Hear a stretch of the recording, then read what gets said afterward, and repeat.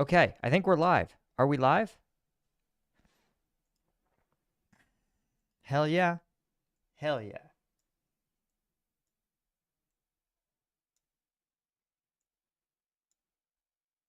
Okay. Welcome, guys, to another live stream. Apologies for the delay. Yeah. Let's get into it. This is so we are here going to be talking about what seems to be the Battle of Kharkiv. And we're going to take a look at any updates that we've had. As always, guys, the if you want to bump a question or comment to the top of the chat, you can throw in a super chat. Yeah, and we are going to take a look, right? Try to size up what has been happening in the Battle of Kharkiv. I'm going to try to do so in a way that's not going to get me demonetized. That's kind of my ambition anyway. But beyond that, we'll try to figure some stuff out. So of course, if you guys have questions, just let me know. Good to see everybody kind of from all over. Michigan and New Zealand, Argentina. Always cool to see how international everything is.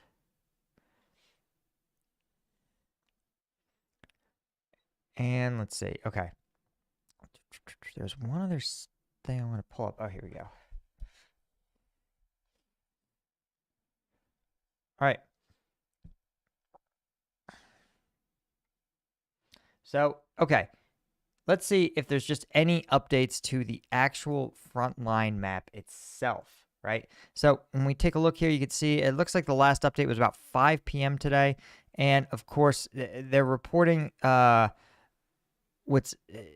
forces making relatively small advances kind of across the front line in all sorts of different places, but none of them are really all that significant, right? You could see here, I think maybe like a few, maybe like a block in Krasnohorivka, and maybe another like few dozen meters in Semenivka. I mean, as we've talked about, I don't think Ukraine is going to be trying to hold this territory. Interesting, the region that as the very controversial formation here, Russia seems to have recognized the trap that they would be locked in if they continue to advance beyond their ability to hold the flanks.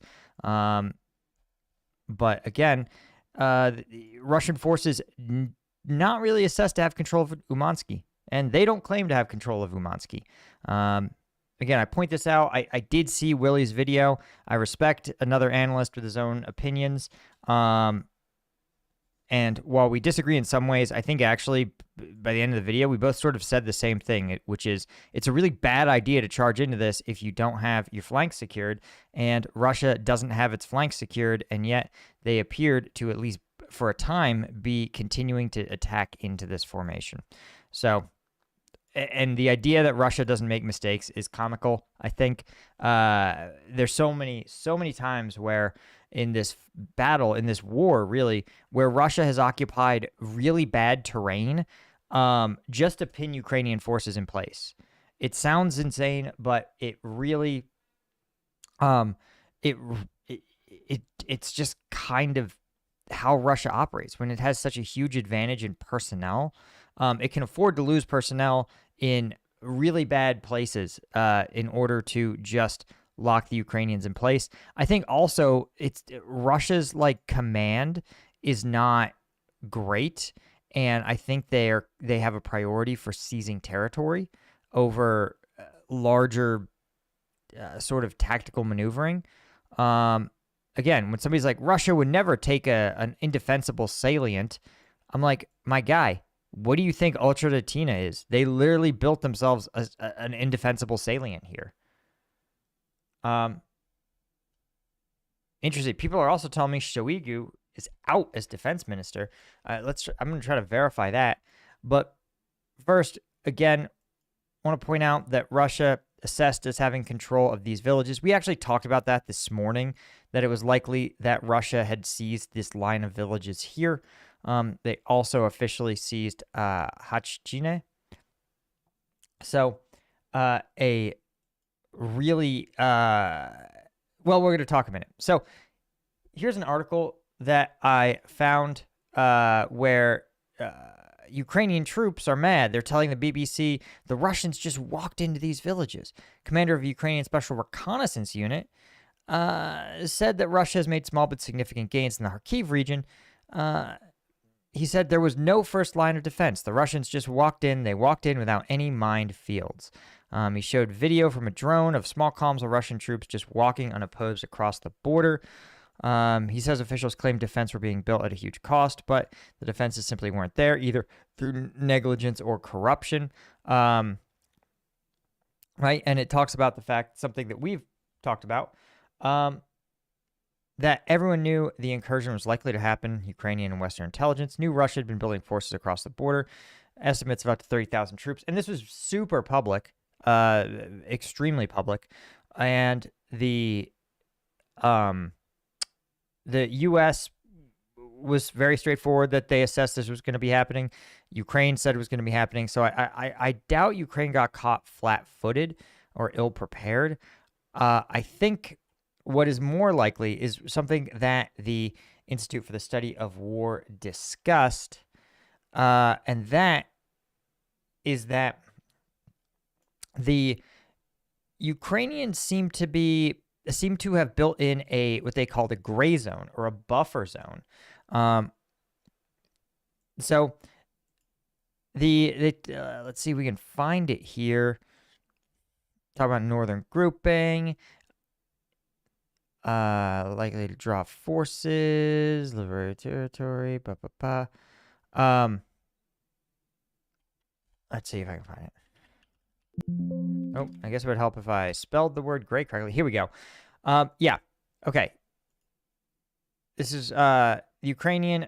I guess Hortesia is the northern group of forces for Ukraine, said that Russian forces are trying to advance in areas that were already contested gray zones, suggesting that Ukrainian forces did not maintain enduring positions in many of the small border settlements that Russian forces have seized or reportedly seized. And ISW adds, it's unlikely that Ukrainian forces have established serious strongholds or fortifications along a contested gray zone or enduring positions in small border settlements that Russian forces have long subjected to routine indirect fire. Russian forces will face more resistance when they're trying to advance near settlements further south of the border, like Lipsy or Vovchansk. However, proximity of Kharkiv city to the border magnifies the significance of Russian limited tactical gains. So here's what I think Ukraine probably did, my thesis. My thesis is that, yes, these border towns are deliberately not fortified. And the reason is because, remember, a lot of the aid that went to Ukraine, especially early on, said, hey, listen, you can't use it in Russian sovereign territory, which means that if you're in small arms range, you may actually end up in a situation where the enemy, the Russians shoot at you and you can't fire back with artillery, right? And when you have this, you're not going to just hold positions just to get absolutely shellacked, right? You're just going to get pounded. So instead, what they likely did is said, hey, we're going to have this demilitarized zone. Now, that said, if that were the case, these routes should be mined. They should have the absolute shit mined out of them. And the fact that it wasn't is honestly is kind of annoying, kind of troubling. Right? There should have been at least mines and obstacles in this region, unless they were somehow cleared or scouted out by Russian mine clearers. But Russia doesn't seem that sophisticated, right? They don't seem like they're surreptitiously going to send in engineers to clear mines and clear paths. They seem to have, again, just had light infantry just kind of walk in.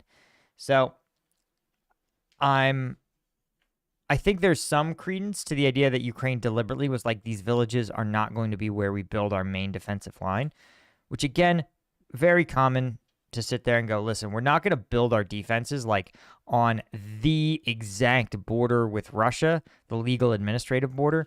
We're going to build them where there's the best likelihood of a strong defense. I think that's possible. Again, we're going to see in the next 24 hours. The next 24 hours, if we see the Russian forces kind of grind to a halt here, then that's going to tell you that, okay, the defenses are much more robust. If it wasn't static defenses that were south and are robust, you're going to see it'll be because reinforcements have arrived and have established stronger defenses. The real question, as people point out, where is the Russian armor? They're supposed to, this 50,000, 30,000 person attack was supposed to have a bunch of Russian armor, a bunch of BMPs and stuff, and it hasn't really shown up. And this terrain really isn't conducive to BMPs and armored forces. So it's tough to say. Brett Stoll, do I think Gerasimov is still alive? Thank you for the super chat. Great job with the channel, by the way. Thanks. So, interesting. Do I think Gerasimov? Yeah, I think so. I think he's alive. I think he's been seen fairly recently.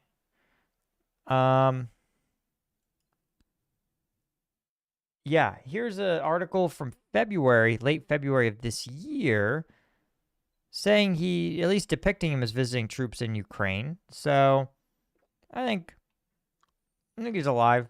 I think he's just been sidelined. All right, here it is. Yep. Kiev Post. Russia's missing armed forces chief reappears after 7 weeks. Or someone kind of sort of like looks like him. But yeah, he appears to have, he may have been injured and has finally recuperated, right? 7 weeks, not actually all that long. So that is old Gerasimov. Still kicking, despite Ukraine's best efforts, despite in some ways his own best efforts. So let's see if we can check out the live UA map with more recent updates, if any. Again, 15 hours ago, Ukrainian forces were countering Russian offensive attempts near Lipsy, according to the spokesperson.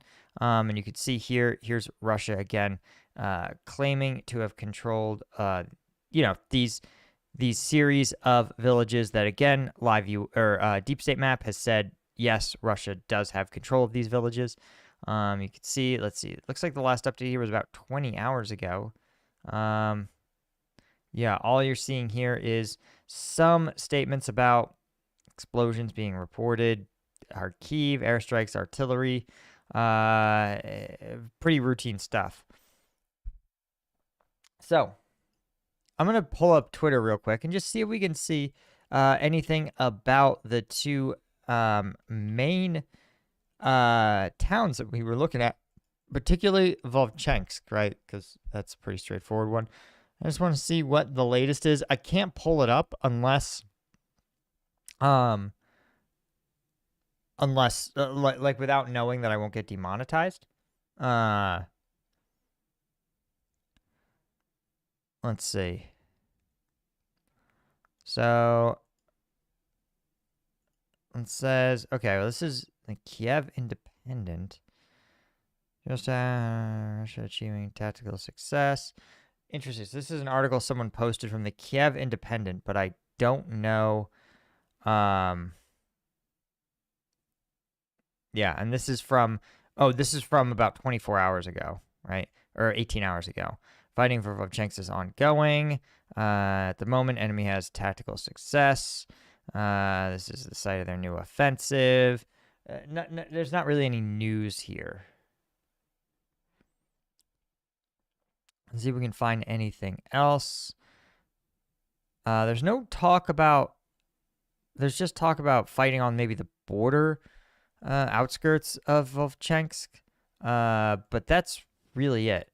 But again, the border of Vovchansk has been assessed for some time as being a contested or a region where there's some combat. You can see here from the 11th to the 12th, it seems to just report continued heavy fighting. And just a lot of images of vehicles heading towards the Vovchansk region. and the Vovchansk residents evacuating. But again, there's not really any, not really any like reports that there's been some sort of big switcheroo, big kind of seizure of any major areas. Let's see, Vovchansk. Yeah, no, it looks like there hasn't been any reports of at least anyone moving towards Vovchansk. I wonder if Lipsy has had a similar situation or where the fighting is here. Let's take a look. So it looks like the next region where you would see substantial fighting is Hylboke, Hlyboke. Hlyboke. Let's see. Hlyboke. Okay. The latest here is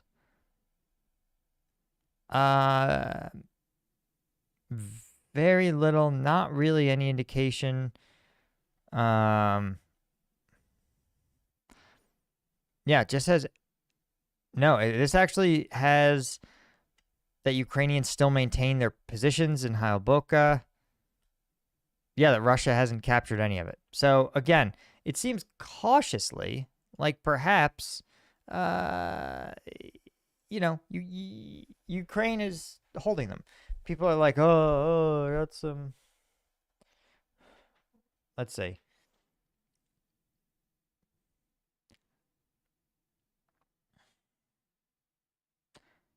So, do you guys have any questions for me, right?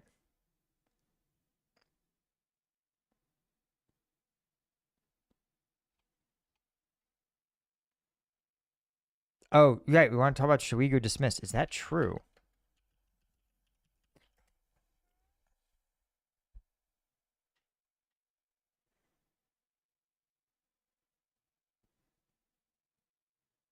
Let's see. All right. This says 45 minutes ago.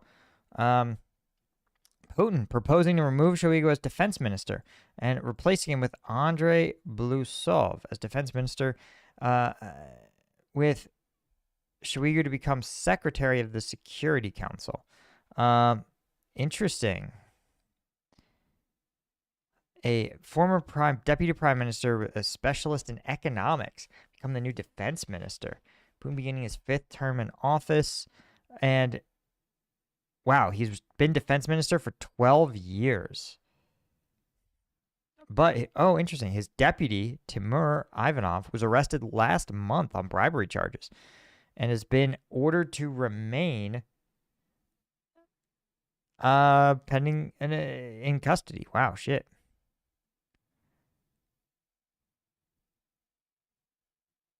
So let's see. Let's see if we can learn more about his replacement. So here's the thing, guys. When a Russian president assumes office, traditionally the cabinet resigns and then usually gets immediately reappointed by Putin. So it sounds like this is part possibly of that standard kind of resigning policy. But again, that Shoigu's out in a job that he has been doing for, I don't know, probably for 12 years. That is pretty that's pretty crazy. That's a sign of either a lack of confidence or something.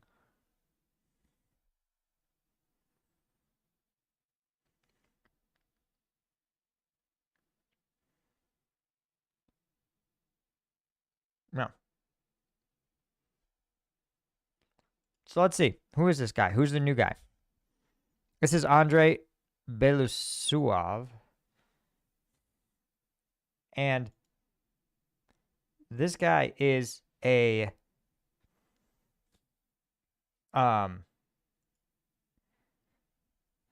it looks like a Russian economist, which is interesting. He is Minister of Defense. No shit. Okay, career. He was a federal civil servant, deputy minister of economic development, Trade, Economic Finances and Economic Department, Federal State Civilian, Presidential Civil Service, First Deputy Prime Minister of Russia. Interesting.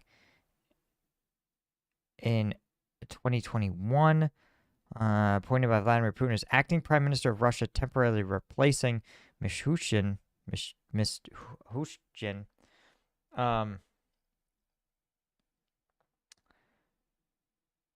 Yeah, after he was diagnosed with coronavirus. Okay. Going to political, one possible successor of Putin. EU put sanctions on him. Wow, this is really, really little. And what's fascinating to me is that this guy isn't one of the, like, Siloviki. He's not like an oligarch, or I think he is a Siloviki. But really interesting to see somebody who is just not he's not like an oligarch. He is just a longtime civil servant with no military experience at all, which is really interesting. And his only experience seems to be primarily political with finances and economics. So I gotta say, that's really bizarre to me for a couple of reasons. First off, if you're gonna fight a war, having somebody with no military experience is probably not a great call, but also no defense experience, right? Like, he's never served in a defense capacity. Yeah, I think this is probably related to a desire to have, like, more of to get the Russian economy on a war footing. I think that is really what we're probably looking at.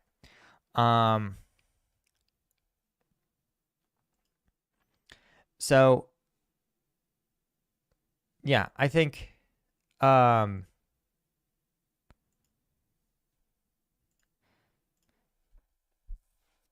I think that's what this is about. I think this is a Russia realizes that its competitive advantage on the battlefield is quantity. And so he wants to put somebody in charge who can operate who can finance the military, who can operate an economy of scale, right? Who can run an entire country's defense industrial base. And, again, that's a sign, that you've put in basically a logistics man. And that's what, the more I study conflict, the more I realize that logistics is the thing that wins wars. If you can win the logistics fight, you can win the war, right? That's one of the reasons the Taliban won in Afghanistan, is because you have the U.S., who had to supply basically everything from outside of the country, from around the world in most cases, and the Taliban, who could live literally off the land, right? Like, they could literally buy food from the local market. They were housed in local villages.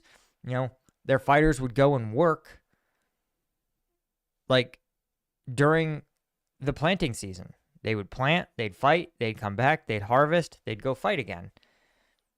It was really, really a fascinating sort of case study in logistical mismatch. But I wonder if there's a way to learn more about this guy.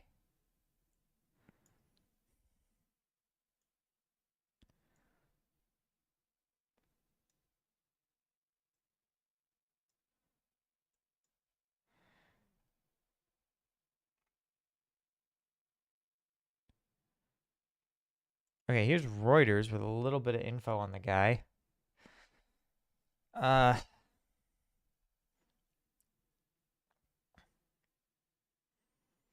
His dissertation is an imitative approach to modeling interrelated processes for the formation and use of working capital, which is interesting. Graduating, remember, faculty of so he went to school for economics, Moscow State University, in 1981. So firmly in the Soviet Union and under the Soviet economy, right? So he's a Soviet economics trained economist. and modeling processes. So this sounds like how to figure out how to use, working capital is usually a term for spending money to purchase means of production.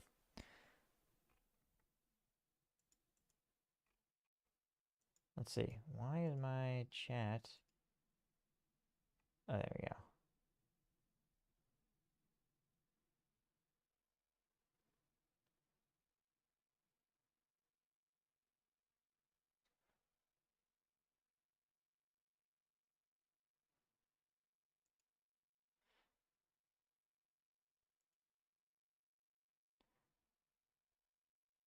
So, in 2000, non-staff advisor to the Russian Prime Minister joined the economy. I wish he would say something, right, about his policies, but we know literally nothing about this guy. Briefly served as prime minister. He was one of the officials. Oh, wow. In 2017, it was Russian media rumored that he convinced Putin that the digital economy and the blockchain were crucial to the future. Oh, my God. A 65-year-old crypto bro is running the war. Holy shit. Oh, my God. This is just truly wild.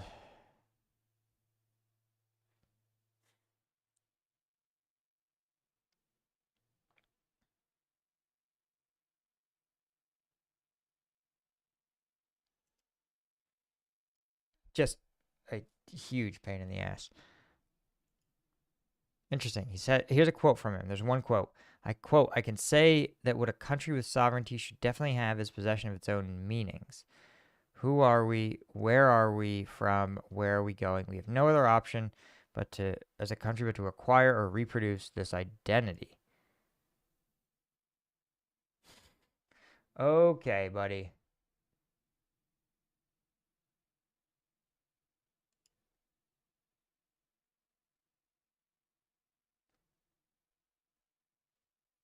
So this is just, it's hard to know what this dude's doing.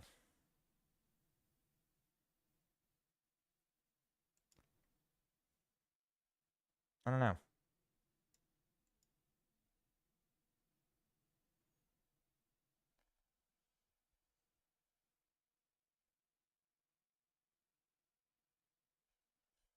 Yeah. So, all right. Any questions that you guys have for me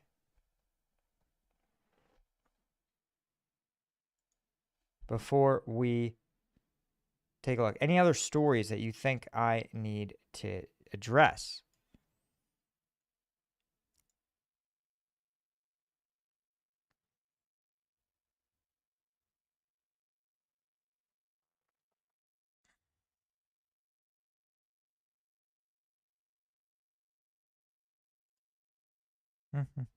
Anything? Any questions, right?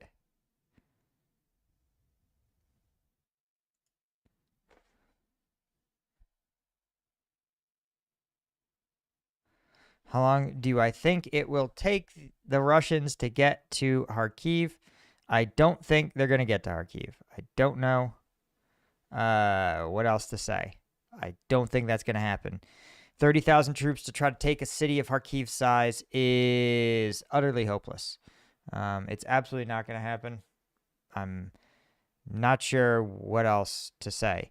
When you look at Kharkiv, here's the important thing to remember. The initial Russian invasion couldn't take Kharkiv. In fact, in the initial invasion, other than Kherson City and Mariupol, there really wasn't much else. Maybe sort of, if you consider Severodonetsk City. That was the only other cities that Russia took. But it definitely failed to take Kharkiv. And I think their goal seems to just be to sort of hassle Kharkiv. But I mean, you could see, right? Based on if the Battle of Bakhmut is a proxy for the casualty rate, let's see. Let's see if we can do a good approximation here. All right, well, Ken says, why would Russia and Ukraine leave their borders wide open in that area? I'm a well-trained officer, always late.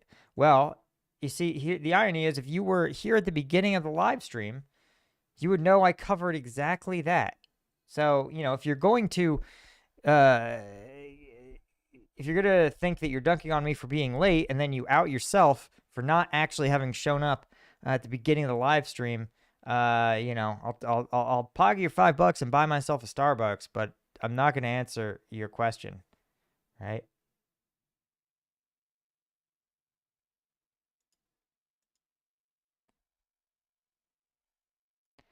So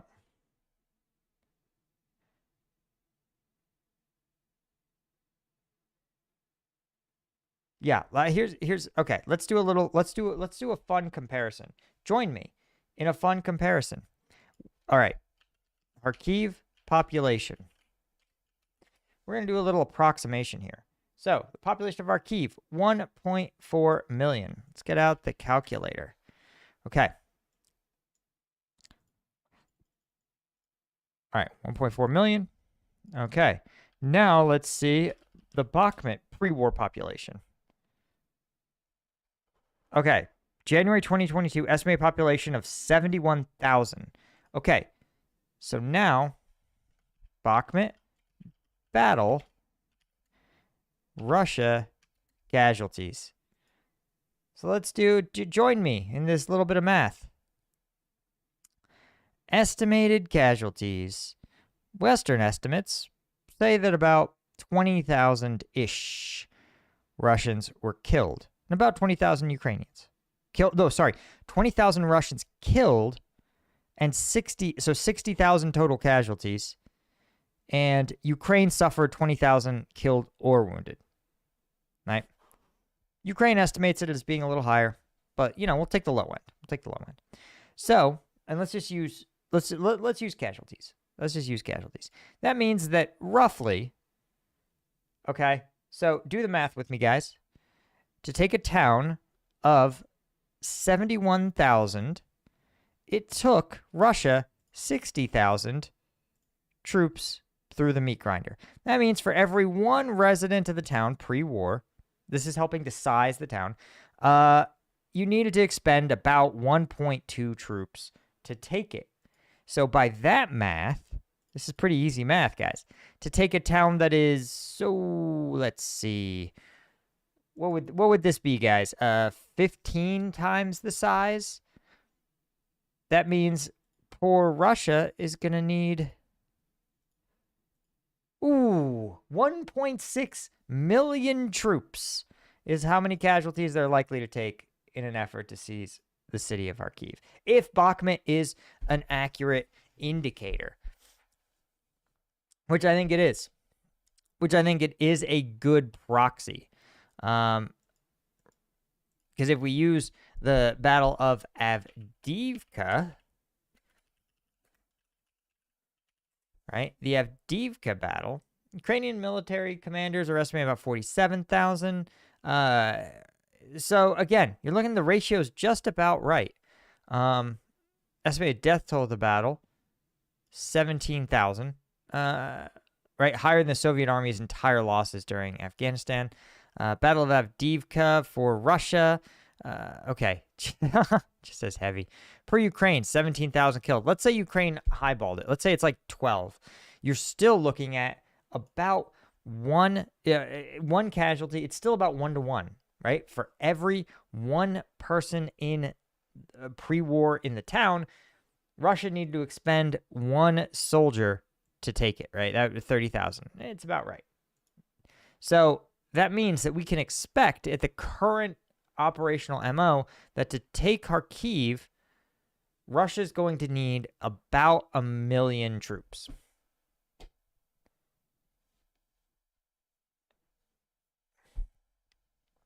Yeah. People are like, oh, they could do it with 50,000. They absolutely could. They could not take Avdiivka with 50,000. So someone explain to me, right? The perimeter of Avdiivka that Russia burned 40,000 troops doing it ish, something like that, right? So here's Avdiivka. from end to end at the widest point, the town of Avdiivka, for being the most generous, it's about 3 kilometers wide, right? So that, that's not much. Then we look at Kharkiv, the city of Kharkiv, at the narrowest point, that still runs you through the downtown, which is probably here to, I'd say, about here. 20 kilometers, guys. Like, in this attrition style of war, it's probably not possible. And, the Russian military in Ukraine, right? Their total size. Okay, so if the entire Russian armed forces, every single person was to be deployed immediately to Kharkiv, maybe, or if they mobilize their entire reserve element, maybe they could try to pull it off, right? Of course, Russian military started 2023 with about 36,000. Yeah, so we think by this estimate, Russia 50,000 troops is just comically undersized.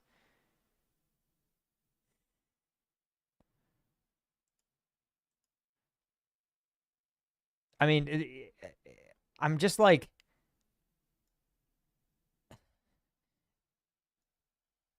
there has to be a sense of, what's possible. Now, don't get me wrong. This isn't my way of saying, the war is unwinnable, Russia can't win it. But I'm saying if Russia's objective is to take Kharkiv, it's going to have to, win the war first.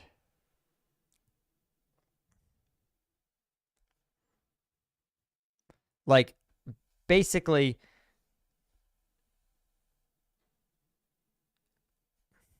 oh my God. Okay, listen.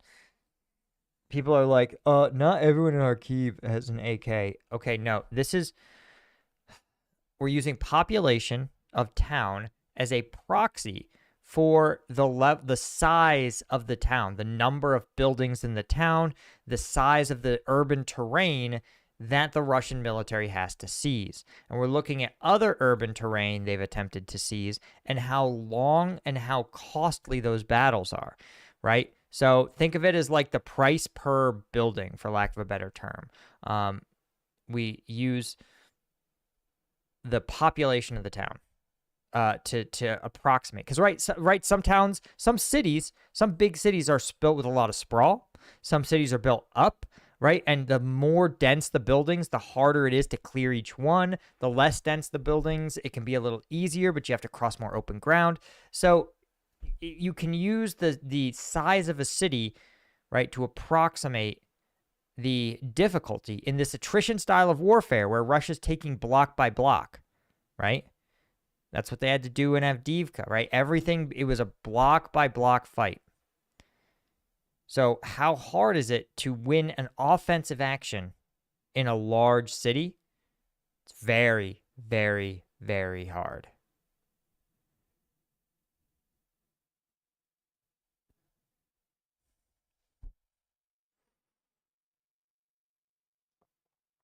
People are like, well, is it a stretch to say it would take 1 million casualties?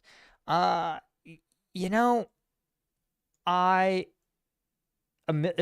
the thing. The last time we've seen this style of warfare was World War I, right? So when we look at the casualty rates here in the Battle of Verdun, let's see. We saw let's see if we can get the casualty numbers. Deadliest single days of World War I. Okay. So in the Western Front, okay. So in the Battle of the Frontiers, right?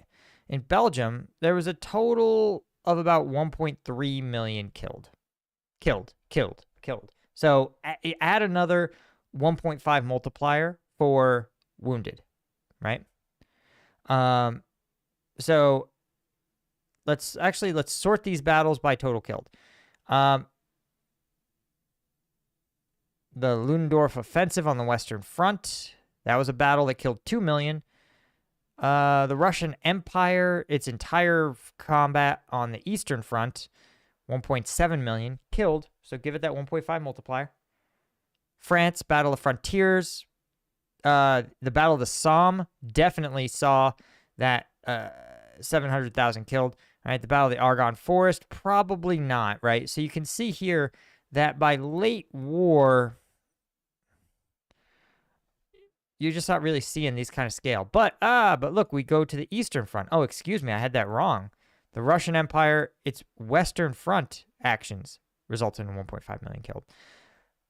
German Empire on the Eastern Front, 2 million. Russian Empire, 1.7. Austro-Hungary, 1.2.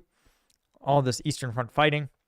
These are killed. Multiply by add another 1.5 times.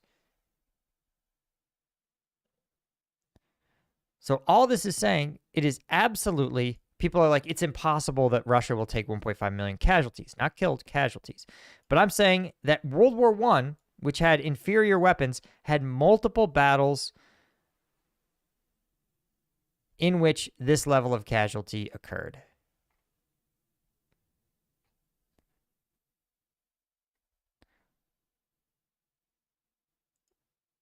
Wait, am I reading this chart wrong? I think I'm reading this chart wrong. I think this is total casualties of these belligerents in the war. Yeah, okay. You're right. Battle of Frontiers. Okay.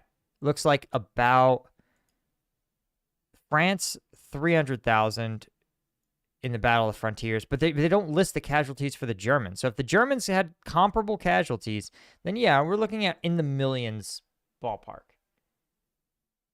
Interesting. Patrick Coyle asks, the media is starting to speculate that Belarus is preparing to get involved with the advance. Do you think that'll happen, or is it feasible? Is it feasible? For sure. Do I think it will happen? Probably not. It sounds like a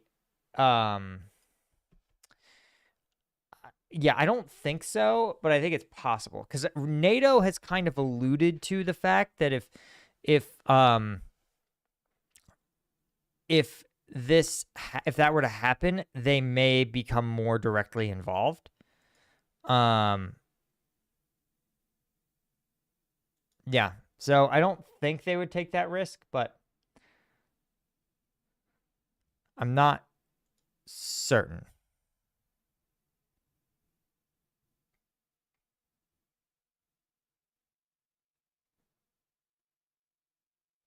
God, all right, Bretton Legel asks, can F-16s make a difference getting armor across the Dnieper in a future Kherson counterattack using Craigie Bridgehead to erect pontoons?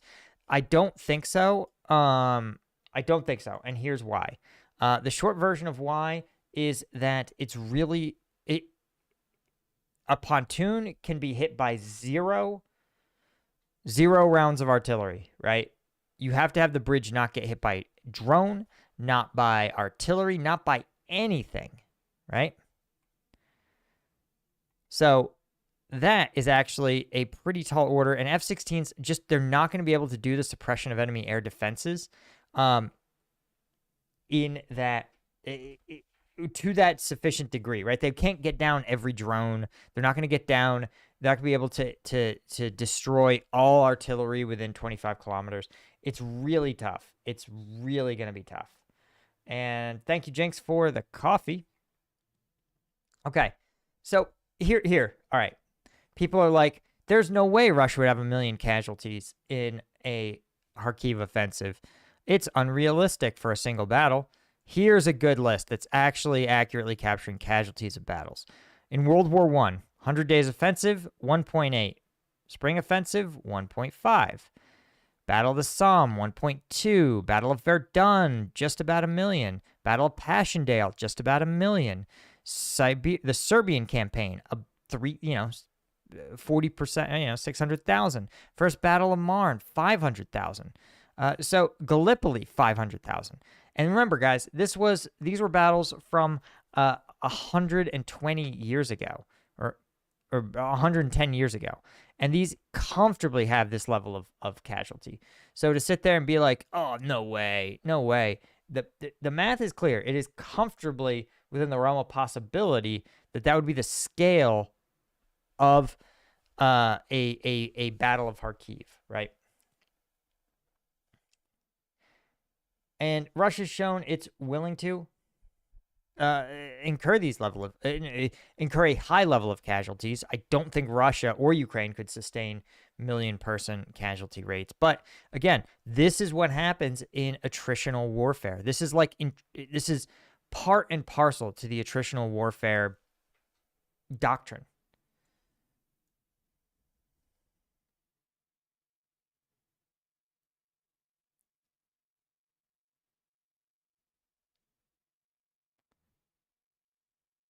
Right. Bigger populations have gone up, and you've also had technology grow up, right? There were no cluster munitions in World War I. They didn't have tanks.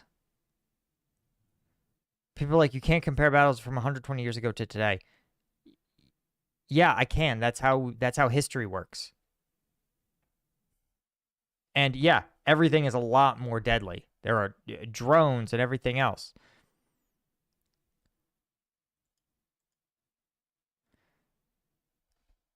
So I don't know. Am I like, is this like a prediction? No. People think I'm making predictions.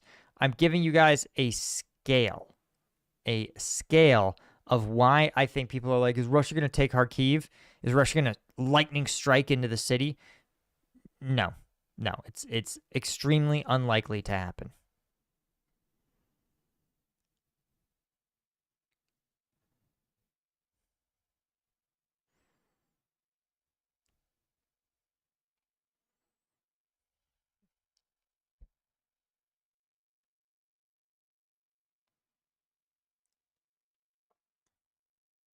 People are like, well, what if they besiege the city and encircle it? You'd have to do such a wide encircling. Remember, that's what they tried to do in Avdiivka.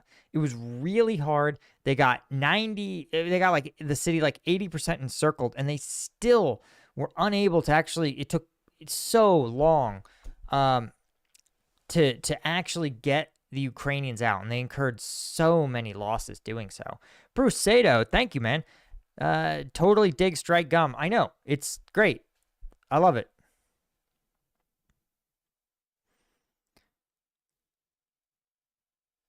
Yeah, and I'm glad you love it too, man. I appreciate it. I really do.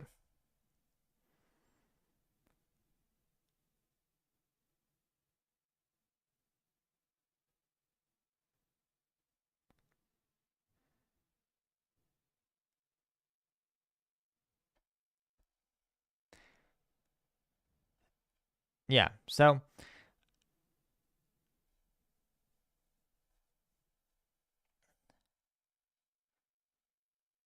all right, so what other questions do you guys have?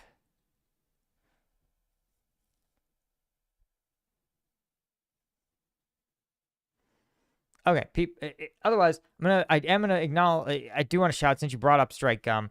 We're on Amazon now. We've had dozens and dozens and dozens of people who've left us 5-star reviews. You guys know the story of Strike Gum, right? Just there's such a need for a portable, easy source of caffeine that you can take anywhere, right? And yeah, I developed it like with my time in Afghanistan in mind, but honestly, throwing that shit in your gym bag, having it in your glove box, keeping it in your desk at work, like it's all the caffeine of an energy drink, none of the sugar, none of the bloat, none of the carbonation, and it'll give you all the same caffeine. And there's 5 of them in a pack. So check it out, guys. It's on Amazon. You can just search for Strike Gum. You can get the tray, you can get the packs, etc.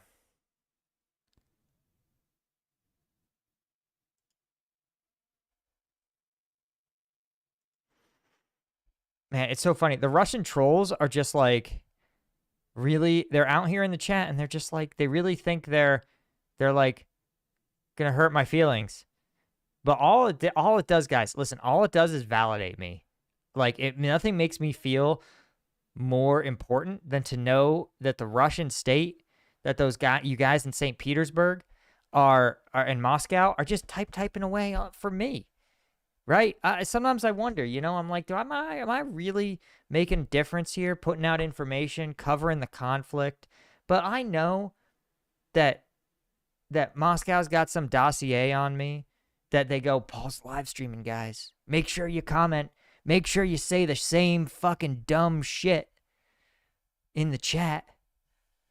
Like, okay, guys, literally, like, I'm out here, like, doing math, like, analyzing the terrain, and you guys are like, Russia will win. I'm like, it's not an argument, you know? This is cope. I'm like, prove it. Prove it's cope. Prove that Russia didn't lose 50,000 dudes in Avdiivka, right? Show me a city that you took, right? Since the war became this attrition war, like, show me something. Ooh, $5. Thanks, Apollo. If they take Kharkiv, do you think they will go all the way to Dnipro, the city? Listen, honestly, unironically, if Russia takes Kharkiv, it will mean that they would have to have broken the back of the Ukrainian military. Like, that is a prerequisite. Right? They would have to destroy Ukraine's ability to resist. And then they'll take Kharkiv. But before they do that, right, Ukraine would be forced to the peace table. Are they going to take fucking Dnipro City? Is this dude high? No. Like I said, they're like, well, yeah, what if there is no Ukrainian military left? Could they take Kharkiv City then? Yeah, sure, guys. Yeah, for sure. They'll take Kharkiv City. Like, this is how wars work. Again, this is not like let's have some fun.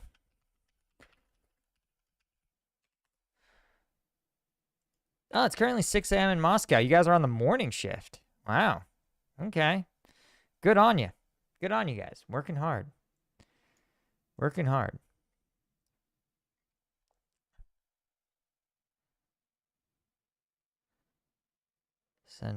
Let's see.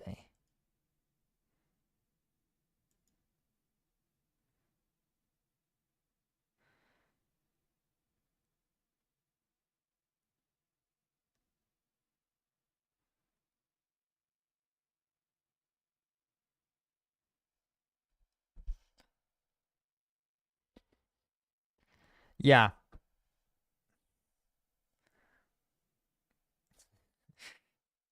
You guys aren't even good. Listen, here. Let me help. I want to help out the trolls. I'm just, I'm bored. Bruce is being like, to the Russian trolls, not gonna lie, in spite of the tensions between our countries, you should try straight gum. For real, it's better than morning coffee. I agree. The fact that it's so like, you ever in the military, they would have, for very wounded soldiers, they would have fentanyl lollipops, and the reason they would do that is because it absorbs through the blood. It absorbs through the tissues in your tongue and cheek, and it goes directly into your bloodstream, right? And so when you do that, it produces, like, normally your stomach acid kind of breaks down about half of most active ingredients, but fentanyl lollipops would work so well because they never went to the stomach. It went right from the tongue to the bloodstream.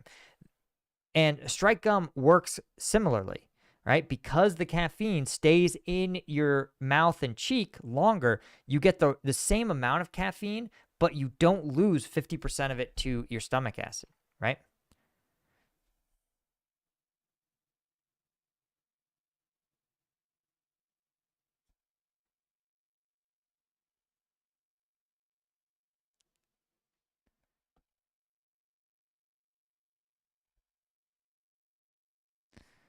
Somebody's like, my brigade had LSD lollipops.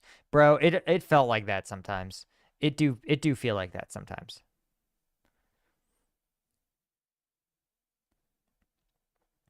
Okay.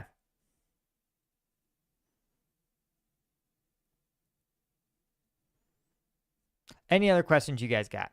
Anything else? Lance, strike gum is not made in China. It's actually made in Denver. I've been to the facility. That was again, you cannot hurt my feelings by being like, Russia didn't lose fucking 30,000 people in Avdiivka. They're fine. Those graveyards are decorative. Yeah, but when you say stuff like strike gum's made in China, that gets to me. That gets to me because I could have made it so much cheaper in China. like a lot cheaper. But I was like, no, like I don't want to deal with the Chinese. I don't trust them to make a product that's safe. I don't trust them to make a product that's real, right? I want to know that the facility is inspected and run and managed by to U.S. health and safety standards, and I want to know who's running it. So yeah, it costs twice as much, but that's worth it to me.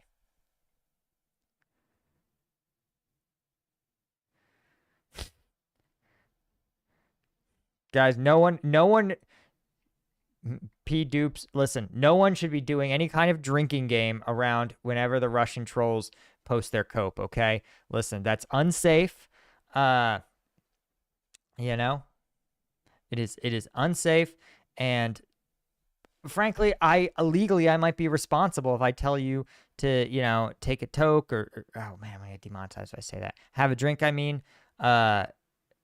every time the Russian trolls post.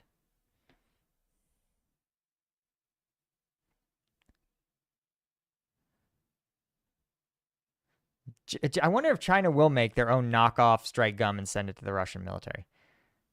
Has there been anything produced or made in Russia since Police Academy mission to Moscow? It's funny. I actually once got a Soviet-made bottle of vodka, and we cracked it open. It was made in the late 80s, and I was like, wow, this is Russia's finest export from the Soviet times. Guys, it tasted like industrial solvent. It was disgusting. It made me want to join a Storm Z unit and charge pointlessly into a cluster munition. Like, that's how gross it was.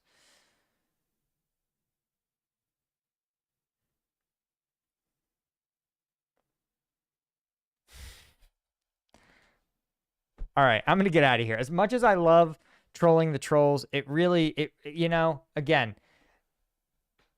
you guys are out here keeping me employed and giving me views. I appreciate all of it. And I appreciate you guys. So I'm going to get out of here. Thank you guys so much for joining me on the stream. I really appreciate it. It's been really fun. Oh, thanks, Credible Hosting. Yeah, Willie OAM. Yeah, I saw his video. I'm not sure if I want to do a response. I don't really love the back and forth drama. He was totally respectful. He was totally respectful of my analysis. He has different analysis. I understand that. But yeah. Scott Schneider. Okay, I was critical of Ukraine's defense of Bakhmut. What do I think they should and could do differently with Kharkiv? One, I don't think it's going to get to that point. But I think if they do have to defend Kharkiv, I think a more elastic defense is going to be better. I think Syrskyi is probably a better commander for the job. And that is because it's in Bakhmut, there was advantageous terrain where the Ukrainians could have been more where they should have had established defensive lines at superior positions, if that makes sense.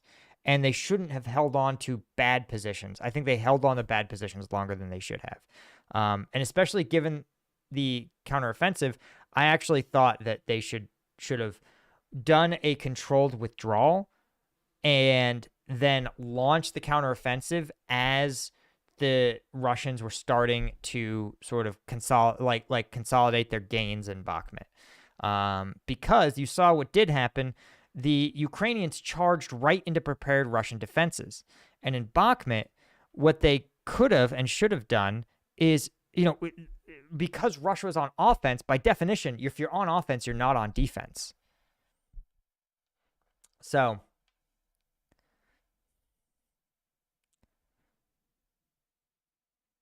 all right, I'm going to get out of here, guys. Thank you so much, as always, for joining me, and I